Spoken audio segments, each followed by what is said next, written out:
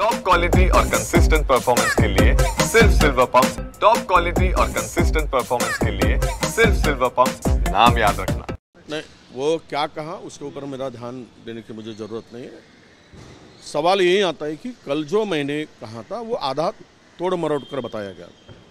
मैंने ये कहा था कि जहाँ पे जिन इनोसेंट और निष्पाप लोगों की जान टेररिस्ट ने ली थी और धर्म और कलमा पढ़ाने को बोला था, अगर इसके पीछे पाकिस्तान की मंशा यही है कि हिंदुस्तान को कमज़ोर करने का, हिंदुस्तान के एकात्मता को और सार्वभौम को ठेस पहुंचाने का, हिंदुस्तान के अंदर में आपस में लड़ाने का ये मंशा पाकिस्तान की थी और टेररिस्ट को वह पढ़ाकर ले भेजा गया।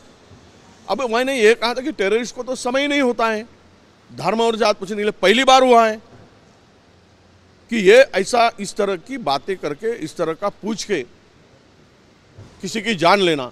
तो मेरा उतना ही बताया, आगे पीछे का बताया नहीं, इसको तोड़ मरोड़ कर बताया गया। इससे किसी को ठेस पहुंची हो, किसी को दर्द हुआ हो या किसी के भावनाओं को, तो मैं उसके लिए अप्लॉइज हूँ, मैं उसके लिए माफ़ी मांगूंगा। पर मेरे बोलने का आधा बताकर जो अपना सत्ताधारियों का, केंद्र सरकार का या इंटेलिजेंस का जो उनका फेल्योर है वो छिपाने के लिए आधा तोड़ मरोड़ बताकर गुमराह करने की बात होती है। मैं जितने भी इनोसेंट लोगों की जान गई है जात धर्म पूछकर, और उसी के बारे को लेकर मैंने बोला था कि अतिरेकी या टेररिस्ट को इस तरह से समय नहीं होता है। पर इस बार पहली बार हुआ है कि जो इधर आने के बाद में धर्म को पूछकर गोली मारी गई और उनकी जान ली गई। तो इसको ये मतलब नहीं था, पर उसको जिस ढंग से पेश किया गया ये निश्चित रूप से हमें बहुत बड़ा दर्द हुआ है। और हम लोग जिन लोगों को इसमें टेररिस्ट ने जान ली उसके लिए उनके भावनाओं को ठेस पहुंचाए, हम लोग निश्चित रूप से माफी मागतो। मराठीत काल जे वक्तव्य झालं त्याला नाही, काल जे वक्तव्य केलं त्याला तोडून मोडून दाखवलं गेलं, मागचं आणि पुढचं काय दाखवलं गेलं नाही। खरं म्हणजे अर्धवट दाखवण्याच्या भरोशावर हे देशामध्ये काहीतरी वेगळं वातावरण निर्माण करून काँग्रेसला अडचणीत आणण्याचं काम त्या ठिकाणी करण्याचं काम काही ठराविक मीडिया ही करते आहे, ती जाणून बुजून करते आहे। आमची भूमिका स्पष्ट आहे। जे आमच्या राहुलजी गांधींनी, आमच्या मल्लिकार्जुन खरगे साहेबांनी जी भूमिका मांडली ती भूमिका आमच्या पक्षाची आहे। मी काल बोलताना जे म्हणालो की हे पहिल्यांदा होते आहे की अतिरेक्याने एवढा वेळ मिळाला तर तेवढंच दाखवलं गेलं।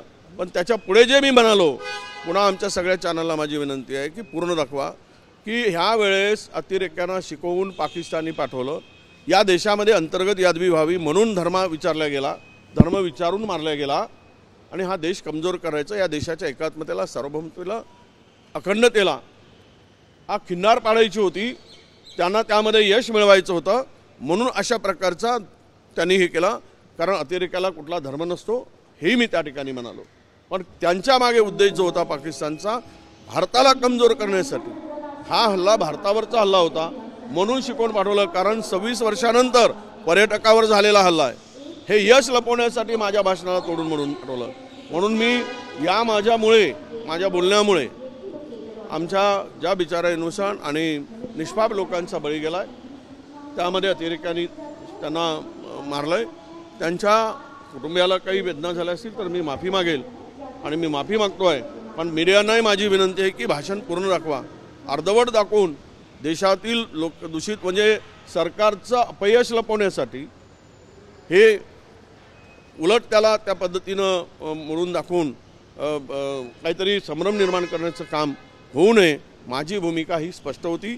अतिरेकी पहिल्यांदा धर्म विचारतायत, अतिरेकांना एवढा वेळ मिळाला, त्यांना शिकवून पाठवलं गेलं आणि या देशामधील दोन धर्मामध्ये भांडणं लावण्याचं काम आणि देश कमजोर करण्याचं काम त्या ठिकाणी त्या पाकिस्तानचा होता, असं माझं मत होतं।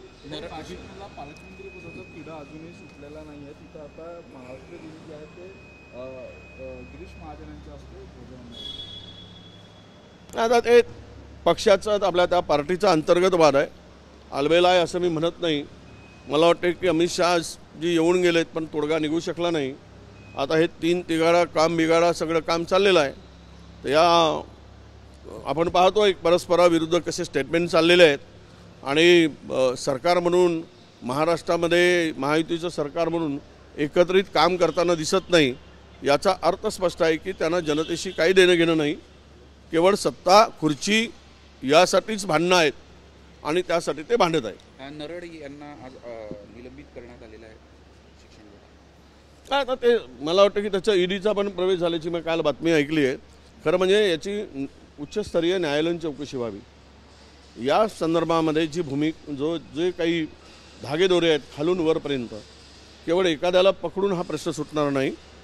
यातले जे काही समावेश आहे जे काही या स्कॅममध्ये आहे त्या सगळ्यावर कारवाई व्हावी आणि ती तातडीनं व्हावी अशी आमची मागणी आहे.